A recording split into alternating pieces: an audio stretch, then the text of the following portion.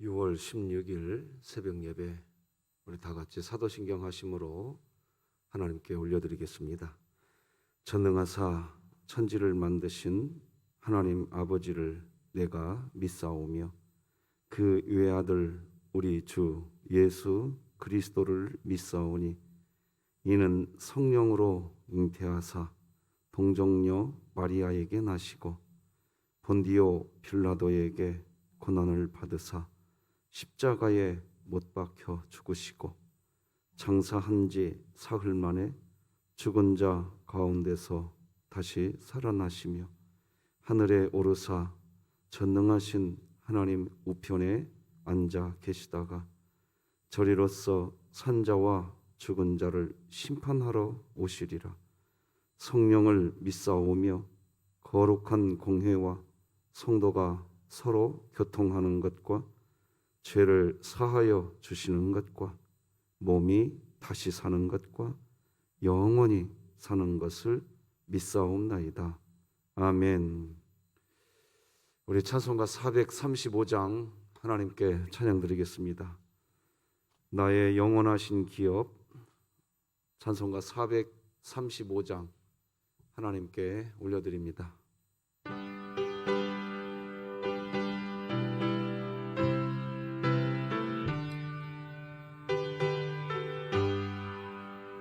나의 영원하신 기업 생명마다 귀하다.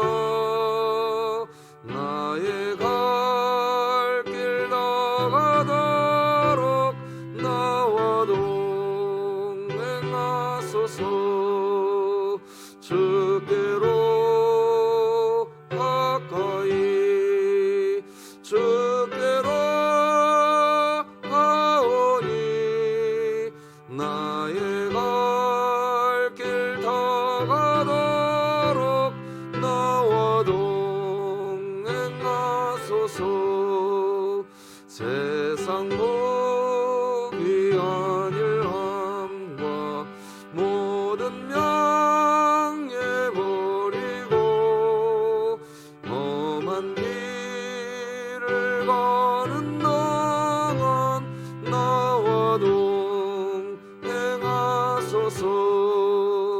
주께로 가까이 주께로 가오니 나의 갈 길 나가도록 나와 동행하소서. 어두운 월짝 지나가며 험한 바다 건너서 전국문에 이르도록 나와 동행하소서.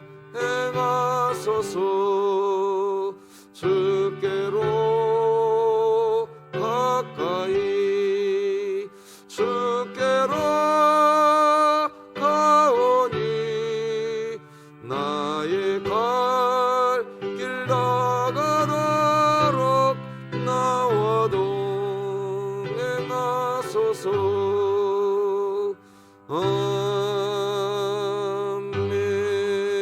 아멘. 오늘 함께 나눌 하나님의 말씀은 구약성경 잠언 24장 23절에서 마지막 34절까지 저와 여러분이 한 절씩 교독하시겠습니다. 잠언 24장 23절에서 마지막 절까지 교독하십니다. 하나님의 말씀입니다.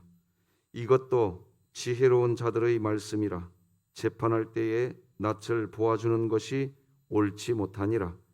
악인에게 네가 옳다 하는 자는 백성에게 저주를 받을 것이요 국민에게 미움을 받으려니와 오직 그를 견책하는 자는 기쁨을 얻을 것이요 또 좋은 복을 받으리라.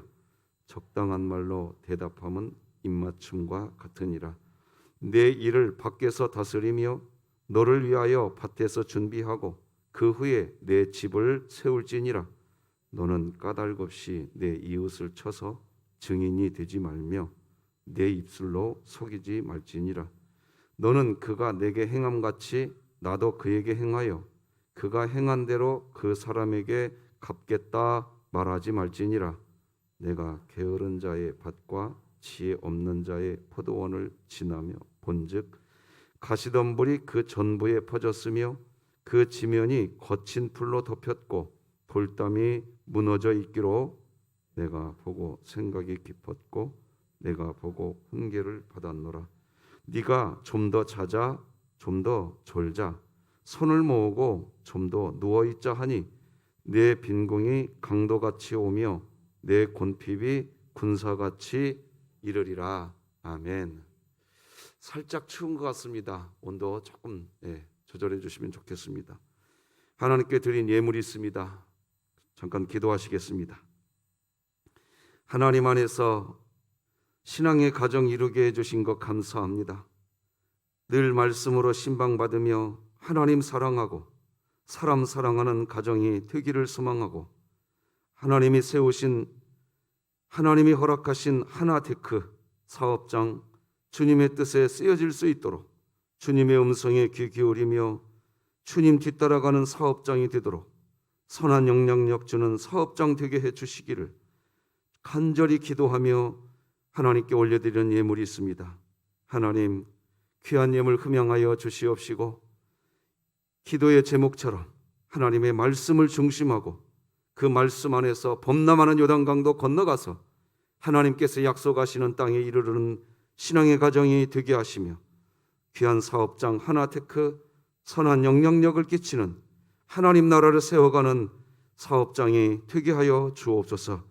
귀한 예물을 올려드리는 김우섭, 최우영, 김하람, 김하솔 귀한 믿음의 권속들 한 영혼마다 주의 성령의 손으로 능력으로 권능으로 오직 말씀 안에서 승리하는 가문 되게 하여 주옵소서. 귀한 예물 하나님 기쁘게 흠양하시기를 소망하며 예수님의 이름으로 기도드립니다. 아멘. 자, 오늘도 같이 선포하십시다. 시작. 하나님의 말씀이 나를 신방하게 하라. 이 또한 지나가리라. 아멘. 자, 시편 말씀 시작. 내 영혼아 네가 어찌하여 낙심하며 어찌하여 내 속에서 불안해하는가. 너는 하나님께 소망을 두라. 그가 나타나 도우심으로 말미암아 내가 여전히 찬송하리로다. 아멘. 3분 동안이라는 짧은 시간인 것 같지만 하나님과 호흡할 수 있게 될 줄로 믿습니다. 오늘도 3분 기도사역 기억해 주시길 바랍니다. 자, 오늘은 지혜와 명철과 지식의 조화. 어제 말씀을 좀 이런 부분 나눴었습니다. 그 부분을 좀 더 구체화시키는 메시지를 나누겠습니다. 여러분, 신앙생활을 하겠다는 말은요, 자기 자신을 중심으로 살지 않겠다는 뜻입니다. 그게 기독교 신앙입니다. 나 교회 다닐 거야. 그 말은 내 자신은 내려놓고 하나님으로 살 거야. 이게 나 교회 다닐 거야. 이 말입니다. 신앙이 뭡니까? 신앙을 한자로 풀으면 이렇게 됩니다. 믿을 신자에 우러를 랑, 바랄 랑이라고도 하지요. 바라고 우러러보는 겁니다. 하나님을 보고 하나님을 우러러보는 겁니다. 그렇기에 기독교 신앙생활을 한다는 것은요, 자기 자신을 바라보고 자기 자신을 우러르는 거 아닙니다. 기독교 신앙생활을 하시려고 결정을 하셨다면 나를 중심으로 신앙생활하면 무너집니다. 어제 제가 찬송가 435장을 왜 부르게 됐는지를 설명하겠다고 해놓고 어제 말씀 못 드렸어요. 찬송가 435장을 부른 이유 두 번째 2절 가사가 이렇게 되어 있습니다. 세상 복이 아니람과 모든 명예 다 버리고 험한 길 가는 동안 나 주님 동행하겠다. 아니, 험한 길을 가는데 말이에요, 세상 북이 버리겠대요. 험한 길 가려면 세상 북이 있어야 되지 않겠어요? 험한 길 가려면 명예도 있어야 되지 않겠어요? 세상은 우리에게 그렇게 가르쳐요. 그런데 그걸 버리겠대요, 험한 길 가는데. 그리고 주님과 동행하겠대요. 왜 가사가 이렇게 될까요? 기독교인의 삶이 그겁니다. 기독교인의 삶은 부귀 영화 누리려고 기독교인의 삶을 가려고 목적 삼는 순간 스스로 힘들어지실 겁니다. 나 하나님 잘 믿어서 모든 명예 얻을 거야, 이렇게 포커스를 두는 순간 기독교 신앙생활 괴로우실 겁니다. 괴로우실 거예요. 주님과 동행함이 우선되시기를 주님의 이름으로 축복합니다. 그래서 기독교는 예식 종교가 아니라 생활 종교입니다. 한번 같이 읽어봅시다. 시작. 기독교는 예식 종교가 아니고 생활 종교입니다. 물론 기독교 예식이 필요합니다. 종교 예식이 필요한 내용 맞습니다. 그러나 기독교는요, 종교 예식을 잘 다 했어, 참여했어, 이게 아니에요. 그것을 통해서 나 생활에서 하나님이 중심이 되었어, 이게 기독교입니다. 여러분, 선한 사마리아인의 비유가 나오죠, 성경에. 거기에 제사장과 레위인들이 나옵니다. 그들은요, 성전에서 종교 의식에 종교 의식에는 많이 참여하는 사람들이었습니다. 그런데 그 사람들은 생활 속에서 자기중심이었어요. 그런 식의 삶, 성경은 그런 식의 삶을 그냥 너는 종교인이다 이렇게만 설명합니다. 너는 종교인일 뿐이지 네가 하나님을 믿는 신앙생활하는 그리스도인이 아니다, 이렇게 이야기합니다. 반대로 사마리아인입니다. 사마리아인이기 때문에 그 당시 천대받는 사람이라 예루살렘 성전에 와서 종교 예식에 참여하는 사람이 아닙니다. 어찌 보면 그 사마리아 사람은 오늘날로 이야기하면 예배당에 와서 예배드리지 않았던 사람일 수 있습니다. 그런데 성경은 뭐라고 얘기합니까?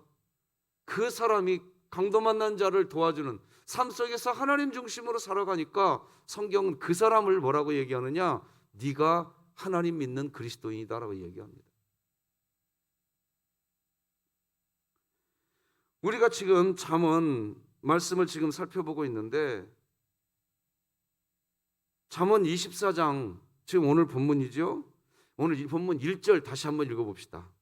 우리가 오늘 본문으로 보진 않았지만 24장을 보고 있으니까 1절 다시 봐요. 시작. 너는 악인의 형통함을 부러워하지 말며 그와 함께 있으려고 하지도 말지어다. 왜 하나님은 그리스도인들에게 악인의 형통함을 부러워하지 말라고 하실까요? 분명히 악인인데, 분명히 죄인인데, 그런데 그리스도인들이요, 이 악인을 부러워한단 말입니다. 분명히 악한 사람인데, 그래서 악하게 살아갔는데 형통하게 산다고 하니까, 형통한 삶을 사는 그 모습, 그것이 부러워서 악인의 삶인데 형통하다는 이유로 악인을 부러워하는 일이 실제 그리스도인의 삶에 있기 때문입니다. 그러니까 그리스도인인데, 그리스도인이면 악인은 악인이다 분명히 말할 수 있는 게 그리스도인이거든요. 근데 형통함이 그리스도인의 중심인 겁니다. 예배당에 모여서 예배드리는 행위, 그런 행위, 즉 예식 종교의 모습은 있는데 생활 속에서 생활 종교인의 모습을 보면 가만히 보니까 형통하다는 이유로 악인과 짝짝꿍을 맞추고 살아. 오히려 그 악인에게 물어봐. 어떻게 하면 돈 많이 법니까? 그리고 결국 뭐라고 얘기하냐? 나도 그냥 저렇게 살까? 하는 삶. 여러분, 그런 삶은 잠언 24장은 사악한 삶이라고 합니다. 8절 다시 한번 읽겠습니다. 시작. 악행하기를 꾀하는 자를 일컬어 사악한 자라 하느니라. 오늘 함께 예배드리는 성도 여러분, 형통하게 살아간다는 이유로 악인과 같이 사는 인생을 부러워하거나 가까이 하지 마시기 바랍니다. 그리스도인으로 살아가기에 여전히 우리는 그리스도 때문에, 예수 그리스도 때문에 우리는 넘어질 수 있습니다. 여전히 형통하지 못한 인생일 수 있습니다. 그런데 그리스도인이기에 우리는 7번 넘어진다 해도 다시 일어날 줄 믿으시기 바랍니다. 악인은 그게 안 돼요. 한 번 넘어지면 재앙이에요, 그게. 같이 읽어볼까요? 16절 시작. 대저 의인은 7번 넘어질지라도 다시 일어나려니와 악인은 재앙으로 말미암아 엎드러지느니라. 이게 무슨 말일까요? 여러분, 10년 신앙생활하고 10년 전부터 20년 전부터 그리스도인이 되었어요. 하나님을 믿는 의인으로 삶을 살았지만, 그랬는데 그렇게 20년 동안이나 신앙생활을 하고 그리스도인으로 살았는데 자기의 형편이 형통하지가 않아요. 오히려 아픔이 있고 근심이 있는 인생이었어요. 그래서 넘어지기도 하고 쓰러지면서 20년 하나님을 믿고 살아왔는데, 그런 인생 살았는데, 그런데요, 진짜 하나님 믿는 사람 그런 신앙생활 했는데 나중에 뭐라고 말하는 줄 아십니까? 이건 제 말이 아니에요. 우리 진흙교회 성도들이 한 말이에요. 제가 메모했다가 지금 보여드립니다. 이렇게 말합니다. 내 인생 세상에서 자랑할 것 없지만 나는 여전히 하나님 믿습니다. 이 고백이 의인이 7번 넘어져도 다시 일어난다는 고백입니다. 이 고백이. 혹시 이 의인이 7번 넘어졌다 다시 일어난다, 이 고백을 나는 그동안 형통하지 못했는데 이후로는 형통하게 될 거야. 여러분, 그것은 하나님의 몫이에요. 그렇게 이 본문을 보면 안 돼요. 7번 넘어졌는데 다시 일어난다는 말은 뭐냐? 그렇게 형통한 삶이 아니었는데 내 인생 세상에서 자랑할 것 없지만 나 여전히 하나님 믿습니다. 이 말이 다시 일어선다는 뜻입니다. 그렇게 신앙생활하면서 다시 말하지만 형통하지 못했지만 여전히 하나님을 믿는다고 합니다. 왜요? 기독교의 신앙은요, 내가 죽고 내 안에 예수 그리스도로 사는 인생이 그리스도인의 신앙이기 때문에 그렇게 되는 겁니다. 근데 모르는 같은 그리스도인이면서도 말이죠, 이걸 모르는 사람이 아이고 하나님 믿어봤자 별것 없네. 그러니까 10년 20년 전부터 신앙생활을 했다면서 너 뭐냐? 여러분, 그게 기준이 아니에요. 지금 이 자리만 봐도 그래요. 이 자리만 봐도. 제가 이제 우리 성도님들의 가정 상황 형편 다 알잖아요. 어떤 상황 가운데 있는지 뻔히 아는데 이 새벽에도 주님 하나님 믿겠다고 여기 오셨잖아요. 지금 집으로 돌아가면 여전히 형통하지 않은 내 가정 살림이 기다리고 있는데 오늘 여기 또 오셨잖아요. 이게 7번 넘어져도 다시 일어나는 그리스도인의 인생인 줄 믿으시기 바랍니다. 반면에요, 10년 20년 전부터 함께 예수님 믿는 삶을 살자고 제가 권해봤어요. 그런데 예수님을 믿으니 내 주먹을 믿겠다고 하는 분이 계십니다. 그렇게 이야기하더니 그런대로 그 사람 세상에서 성공한 인생 살아갑니다.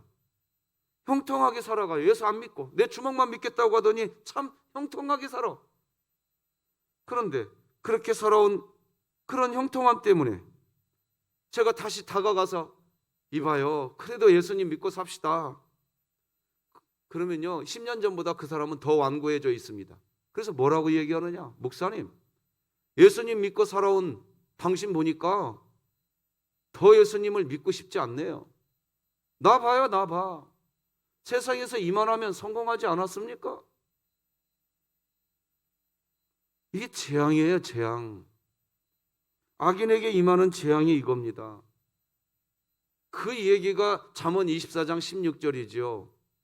아까 읽었던 말씀 다시 한번 제가 읽어드릴게요. 대저 의인은 7번 넘어질지라도 다시 일어나려니와 악인은 재앙으로 말미암아 엎드러지느니라. 그러므로 하나님을 중심으로 사는 그리스도인의 인생의 기쁨은 오늘도 하나님의 말씀에 귀에 들려질 때, 하나님의 말씀이 내 귀에 들려질 때 아멘 할렐루야, 그것이 고백되고 곁에 있는 신앙의 지체가 함께 하나님을 찬송하자고 하면 네, 함께 찬송하십시다. 이게 그냥 동의가 되는 마음, 그 마음이 하나님을 중심으로 한 그리스도인의 삶인 줄 믿습니다. 그것이 그리스도인의 인생이기에, 그런 그리스도인의 인생은 누가 망했다는 소식, 그러니까 그런 소식의 대화, 그런 이야기 있잖아요. 설령 이런 거 있습니다. 악인이 악하게 살더니 망하였더라, 뭐 이런 이야기가 들려올 때가 있잖아요. 그런 소식 앞에서요, 그리스도인들은 즐거워하지 않습니다. 즐거워하지 않아요. 이유는 분명합니다. 의인은 나를 중심으로 살지 않는다고요. 하나님을 중심으로 사는 인생이 의인이고 그리스도인이란 말이에요. 악인이 망하는 모습을 보고 하나님은 기뻐하지 않으세요. 그렇기에 그리스도인은 하나님을 중심으로 살아가기에 악인이 망하는 걸 보고 속으로 기뻐하지 않게 되는 거예요. 이 17절 18절이 그 얘기하는 겁니다. 네 원수가 넘어질 때에 즐거워하지 말며 그가 엎드러질 때에 마음에 기뻐하지 말라. 여호와께서 이것을 보시고 기뻐하지 아니하사 그의 진노를 그에게서 어떻게 할까? 오히려 너한테 그 진노가 갈 수 있다고 해요. 악인이 넘어진 것 갖고 기뻐하는 신앙생활을 하지 마세요. 여전히 자기중심이라는 뜻이에요. 나를 핍박하고 나를 공격하고 나를 무시하더니 쓰러졌네. 아이고 고소해라. 여러분, 아니란 얘기입니다. 하나님은 역시 살아계신 분이시네. 역시 하나님은 악인을 꼬소롭게 저렇게 멸망시키시는구나. 참 속 시원하다. 그런 마음이 우선이면 여전히 자기중심적이라는 얘기입니다. 하나님 중심이 아닙니다. 그리스도인으로서의 기쁨은 하나님의 뜻이 이루어지는 것으로 기쁜 것이지 악인이 망하는 것으로 기뻐하는 그런 인생은 그리스도인의 인생이 아닙니다. 하나님의 뜻이 이루어지는 것을 기뻐하는 그리스도인 되시기를 축복합니다. 그래서 성경도 얘기하는 거예요. 하나님의 뜻을 먼저 기도하고 간구해라. 하나님 나라와 그의 뜻을 먼저 기도해라. 우리는 하나님의 뜻이 이루어질 때 기뻐해지는 존재인 겁니다. 악인이 망하는 것으로 기뻐하려고 신앙생활하는 것이 아니지요. 그런데 여전히 악인이 망하는 것으로 기뻐하는 그런 정도의 신앙이라 세상하고 다를 바가 뭐가 있겠습니까? 신앙생활 10년 했대요. 30년을 했대. 그런데 여전히 그런 상태라고 한다면 세상하고 똑같은 거예요. 그러니까 교회 안에서도 나를 좀 힘들게 하는 사람 망하기를 바라고 있는 거예요. 같은 그리스도인끼리도. 그건 아니라는 거죠. 그렇게 그리스도인들은 지혜, 인생 설계도인 지혜는 미래라고 그랬어요. 그 미래를 중심으로 오늘을 살아가야 되는 겁니다. 하나님께서 그리스도인들에게 만들어 놓으신 인생 설계도는 말씀드렸어요. 어제 결국 사랑입니다. 사랑. 하나님 사랑, 사람 사랑입니다. 그래서 지혜로 사는 인생은요, 무슨 열매 맺냐? 결국 사랑의 열매 맺는 겁니다. 사랑의 열매를 맺게 하는 지혜, 그 지혜인 미래를 중심으로 살아가야 내가 갖고 있는 내 지식이 사랑을 향하여 달려갑니다. 만약 나의 어떤 지식으로 누군가를 판단하고 있다고, 나는 옛날에 그렇게 안 했어, 내가 옛날에 그렇게 했던 나의 어떤 경험치를 가지고 지금 누군가를 판단하고 있다고 한다면, 은근히 비판하고 있다고 한다면, 그분은 미래를 중심으로 인생 설계도인 하나님 사랑, 사람 사랑을 중심으로 나의 지식을 쓰는 분이 아닙니다. 하나님 중심이 아니라는 얘기예요. 그분은 내 중심입니다. 내가. 그러니까 자기 지식은 결국 사랑의 열매 맺는 게 아니라 일 잘하는 데 초점이 맞춰집니다. 누누이 말씀드렸습니다. 교회는 무슨 일을 잘하는 곳이 아닙니다. 못하는 곳입니다. 어찌 보면 교회는요 그런 곳입니다. 왜? 수고하고 무거운 짐진 자들이 와 있는 곳입니다. 쉬려고 왔습니다. 영혼의 쉼이 필요한 겁니다. 하나님은 누구를 불러다 놨느냐 여기다가. 너도 쉬고 너도 쉬고 에브리바디. 그래서 하나님 앞에 오면 누구나 다 영혼의 쉼을 누려야 되는 겁니다. 그러면 목사님 직분 감당하지 말라는 뜻인가 보다? 여러분 쉼이 어디에서 누려지는지 알면 그런 말도 못합니다. 하나님을 제대로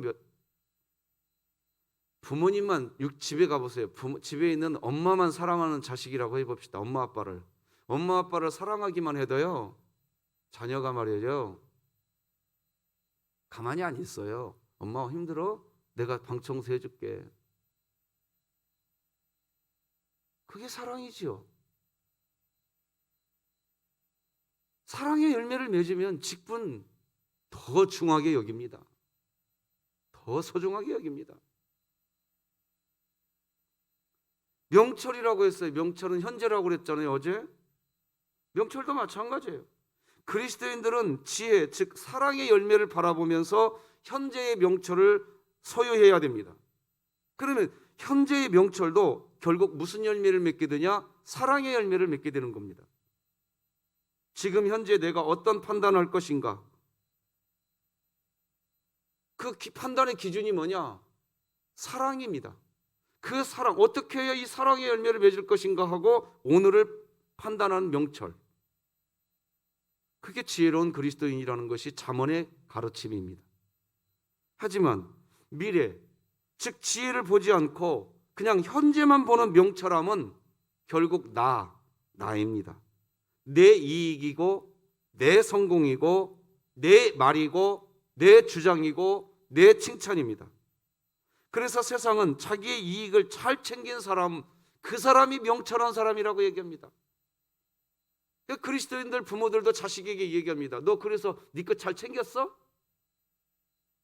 못 챙겼다고 하면 아이고 네 것도 못 챙기는 주제에 그렇게 가르쳐버립니다. 그리스도인 가정은 그렇게 가르치면 안 됩니다. 너 왜 그랬니? 아, 그 친구가 못 먹고 있길래 그 친구에게 양보했어. 그러면 너 정말 잘했다. 그렇게 가르쳐야 됩니다. 그래야 그 아이가 진짜 지혜로운 하나님의 그리스도인이 되는 줄 믿으시기 바랍니다. 세상은 그렇지 않습니다. 현재만 봅니다. 그래서 자기 칭찬이고 현재만 보니까 자기 성공, 그것에 능한 사람을 세상은 명철한 사람이라고 이야기합니다. 그러나 성경은 사악한 사람이라고 얘기한다니까요. 그런 인생의 등불은 꺼질 뿐이고 행악자일 뿐입니다. 그게 20절 말씀입니다. 같이 읽겠습니다. 시작. 대저 행악자는 장래가 없겠고 악인의 등불은 꺼지리라. 어떤 집에서요 칠면조를 키웠다고 합니다. 그런데 주인이 그 많은 칠면조 중에서요 유독 어느 순간인가부터 며칠 전부터 유독 한 마리 칠면조에게만 먹을 것을 많이 주더랍니다. 가만히 보니까 다른 칠면조들이 이야기합니다. 아니 왜 불공평하게 우리 주인님은 저 칠면조 저 한 마리에게만 먹을 것을 많이 주나? 그랬답니다. 아닌 게 아니라 먹이를 많이 얻어먹게 된 칠면조, 먹을 것을 많이 먹으니까 살이 통통 쪄가더랍니다. 그 살이 통통 쪄가지는 그 칠면조는 굉장히 좋아했습니다. 나머지 칠면조는 그러지 못했습니다. 그렇게 몇 주가 지나더니 추수감사 주일날이 다가왔습니다. 추수감사 주일날 살이 통통 찐 그 칠면조가 추수감사 주일 터키 요리로 식탁에 올라가 있더랍니다. 그러니까 지혜는 말이에요 미래, 명철은 현재, 지식은 과거, 이 틀을 분명히 갖고 계셔야 됩니다. 그리스도인의 삶의 지혜와 명철, 지식 모두 다 필요한 겁니다. 문제는 미래인 지혜, 즉 인생의 설계도인 사랑을 중심으로 오늘을 살고 그 사랑을 중심으로 나의 지식이 쓰여져야 됩니다. 할렐루야. 그래서 나의 지식이 사랑의 열매를 맺고 있는지, 나의 오늘 판단, 나의 명철함이 사랑의 열매를 바라보고 있는지 그렇게 되어야 합니다.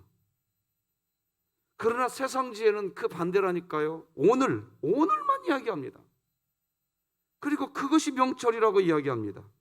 지식이 있고 좀 지혜가 있는 것 같은데 현재 오늘의 명철만 이야기합니다. 그렇게 하면 칠면조 요리가 됩니다. 식탁에 올라갈 뿐이에요. 통통한 것 같은데. 그러니까 악하게 사는데 살찐 악인 부러워하지 말고 악인은 악인이다, 의인은 의인이다 분명하시기 바랍니다. 악인인데 형통하다는 이유로 그 악인 곁에 가서 은근히 비실비실 비대고 그런 일, 그리스도인은 그런 일을 하는 거 아닙니다. 악인을 옳다고 하거나 악인인데 나에게 어떤 경제적 이득을 준다고 재판할 때 편들어주고, 바로 하나님의 율법 정신이 있는데요. 하나님의, 여러분 성경에 율법이 나오잖아요. 유태인들은 그것을 613가지로 구분했다고 하는데 성경에 하나님의 율법 정신이 있어요. 하나님의 율법 정신이 있는데 그게 뭐냐? 613가지로 구분된 그 하나님의 율법 정신이 이겁니다. 억울한 자가 없게 하라, 가난한 자가 없게 하라. 같이 읽어봅시다. 시작. 억울한 자가 없게 하라, 가난한 자가 없게 하라. 이게 하나님이 율법을 주신 진짜 이유예요. 이게 그 본문이 이제 오늘 본문인 겁니다. 23절에서 마지막 35절까지. 그 중에 첫 번째 23절에서 29절까지는 억울한 자가 없게 하라, 이 율법입니다. 율법 정신을 이야기해요. 다 같이 읽어봅시다. 23절부터 시작. 이것도 지혜로운 자들의 말씀이라. 재판에 낯을 보아주는 것이 옳지 못하니라. 악인에게 네가 옳다 하는 자는 백성에게 저주를 받을 것이요 국민에게 미움을 받으려니와 오직 그를 견책하는 자는 기쁨을 얻을 것이요 또 좋은 복을 받으리라. 적당한 말로 대답함은 입맞춤과 같으니라. 말씀드렸습니다. 하나님의 율법 정신은 억울한 자가 없게 하라, 가난한 자가 없게 하라. 이것이 하나님의 율법 정신이라니까요. 머릿속에 기억해 두시기 바랍니다. 그리스도인으로서 하나님의 율법을 분명하게 세우기를 원한다면 먼저 억울한 자가 없게 하고 그 부분에 초점이 맞춰져야 됩니다. 이 기준으로 하나님의 율법을 사용하셔야 됩니다. 그러면 법도 무슨 열매 맺냐? 사랑의 열매를 맺습니다. 그래서 27절이 보면 이런 말이 나와요. 네 일을 밖에서 다스리며, 네 일을 어디서 다스리라? 밖에서 다스리며 너를 위해서 밭에서 준비하고 그 후에 네 집을 세울지니라. 이게 정말 이해하기 어려운 말인데 지금부터 귀를 쫑긋하고 들어주셔야 됩니다. 여러분, 세상의 율법은요, 그 율법을 가지고 죄를 밝혀내는데 율법을 씁니다. 그게 세상의 율법이에요. 그러나 하나님의 율법은 말이에요, 죄가 있지만 죄 앞에서도 사랑할 수 있느냐? 다시 말씀드립니다. 성경의 율법은 그 율법을 통해 죄가 드러납니다. 그러면 죄가 드러났을 때 그 죄가 드러난 그 사람을 사랑할 수 있느냐? 여기에 초점이 맞춰지는 게 성경의 율법인 겁니다. 세상의 율법은 안 그래요. 죄를 드러나기 위해서 판단하려고 세상의 율법은 쓰여지지만 교회 율법은 그게 아니에요.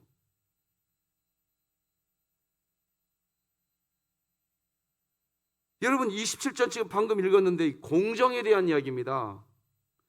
자, 세상은 말이에요, 수신제가 치국평천합니다. 그러니까 자기 집을 먼저 잘 다스리고 자기 자신을 잘 다스리고 가정을 잘 다스리고 그리고 밖에 나가서 살리라. 순서가 그렇게 되지요? 그런데 지금 27절은 그 반대입니다. 밖에서 먼저 잘 다스리라고 얘기합니다. 왜 이런 얘기할까요? 자, 지금부터 아까 귀 쫑긋 부탁드렸습니다. 억울한 사람이 없게 하는 거라는 거예요. 억울한 사람이. 이게 뭐냐? 하나님의 율법 정신을 가지고 있어요. 그건 억울한 사람이 없게 하라거든요. 그렇다면 밖에서부터 억울한 사람이 없게 먼저 일을 하라는 거예요. 밖에서부터. 그리고 자기 집을 다스리라고 이야기합니다. 지금 그 얘기하고 있는 겁니다. 자기 집에서는 말이에요, 괜찮아, 아유 뭐 그럴 수도 있지, 그렇게 할 수밖에 없는 형편이었잖아. 자기 집에서는 그렇게 다스려주고 밖에 나가서는 말이죠, 너 왜 이렇게 했어? 너 죄인이네? 그게 아니라는 거예요. 밖에서부터 그 사람이 그럴 수도 있었겠구나. 그래서 도피성이 나오는 거예요. 성경에 도피성이 그래서 나온 거예요. 율법을 말하고 있는데 도피성이 나온단 말이에요. 너 그럴 수도 있었겠구나. 너 억울했겠구나. 밖에서 그 일을 먼저 제대로 해주고 집에서라는 얘기예요. 근데 거꾸로 살아요. 집에서는 그렇게 해주면서 자기 가족에게는 그렇게 해주면서 밖에 나가서는 그렇게 안 한단 말이에요. 하나님의 율법 정신이 아니라는 얘기입니다, 이게.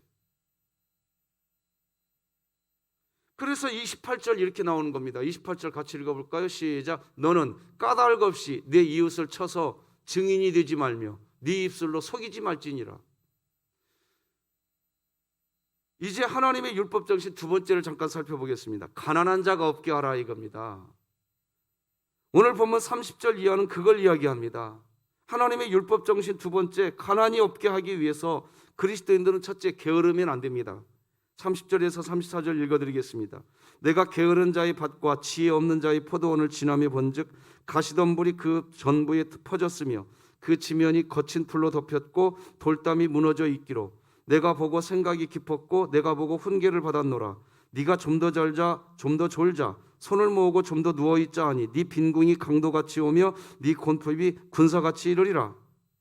하나님의 율법 정신 두 번째는 가난한 자가 없게 해야 하는데, 가난한 자가 없게 하려면 그리스도인들이 게으를 수가 없는 겁니다. 가난한 자가 없게 하기 위해서 그리스도인들은 부지런히 일을 해서 자기 먹을 것을 준비하고 가난한 사람에게 베풀 것을 준비해야 합니다. 이것이 하나님의 율법 정신입니다. 사단 마귀는 사람들이 가난해지도록 하려고 사람의 마음에 게으름이라는 것을 자꾸 사람 마음속에 집어넣는 일을 합니다. 그래서 성경은 게으름은 악이라고 이야기하는 겁니다. 성도 여러분, 하나님의 율법 정신, 오늘 두 가지 메시지 드렸습니다. 억울한 자가 없게 하라, 가난한 자가 없게 하라. 이게 제 얘기가 아니에요. 앞으로 이제 이런 메시지 자주 들으실 수 있도록 해드리겠습니다. 성경이 그걸 이야기했구나. 그래서 율법을 주셨구나. 그래서 성경 율법을 주신 목적이 뭐냐? 죄를 드러내가지고 판단하려고 율법을 준 게 아니라 그 죄가 드러난 그 사람을 사랑할 수 있느냐, 그걸 보게 하게 하는 것. 그게 성경의 율법 정신입니다. 이 부분에 있어서 우리 진흥교회가 성숙해져서 교회 안에 죄가 있지만, 아픔이 있지만, 그런데도 내가 죄인이거든요, 사실은. 그런데도 교회 안에 들어오면 품어줄 수 있는 교회. 그런 내가 분명히 넘어지고 내가 분명히 죄를 지었는데도 교회 안에 들어오면 그런 나를 향하여서도 사랑한다고 하는 그런 말이 들려지는 교회. 그게 하나님 나라지요. 오늘 하루 그렇게 살아가십시다. 기도하겠습니다. 하나님 아버지, 감사합니다. 미래 지혜를 가지게 하여 주시옵소서. 우리를 향한 인생 설계도 하나님 사랑, 사람 사랑인 줄 믿습니다. 그것을 가지고 과거부터 쌓여진 나의 지식이 사용되게 하시고 오늘의 명철이 그 사랑을 이루어가는 초점을 맞추게 하여 주시옵소서. 하나님이 주신 율법은 억울한 자가 없게 하라, 가난한 자가 없게 하라. 그래서 결국 하나님 나라, 사랑을 이루라는 하나님의 명령인 줄 믿습니다. 하나님, 오늘 하루 지혜로워지게 하여 주옵소서. 정말 하나님 마음에 합한 자로, 그리스도인으로 살게 하여 주시옵소서. 김우경 집사님 어제 수술 받았습니다. 후유증 없이 치료되게 하여 주시고, 우리 이기정 권사님 어머니 붙들어 주시옵소서. 김일남 성도님, 강민희와 연우, 박형용 집사님 하나님 기억하시옵소서. 조봉진 집사님을 권념하여 주시옵소서. 사랑하는 우리 새벽 성도들을 손잡아 주시옵소서. 예수님의 이름으로 기도드립니다. 아멘. 하늘에 계신 우리 아버지여, 이름이 거룩히 여김을 받으시오며 나라가 임하시오며 뜻이 하늘에서 이루어진 것 같이 땅에서도 이루어지이다.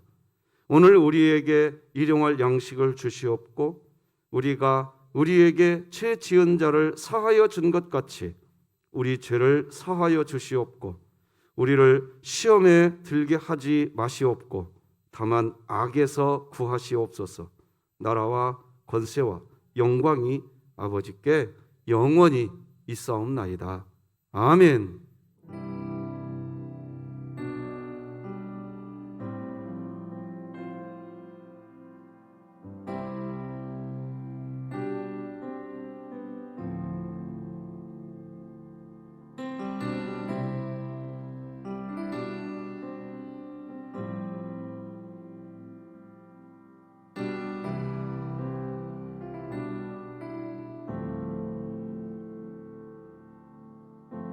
내 안에 가장 귀한 것 예수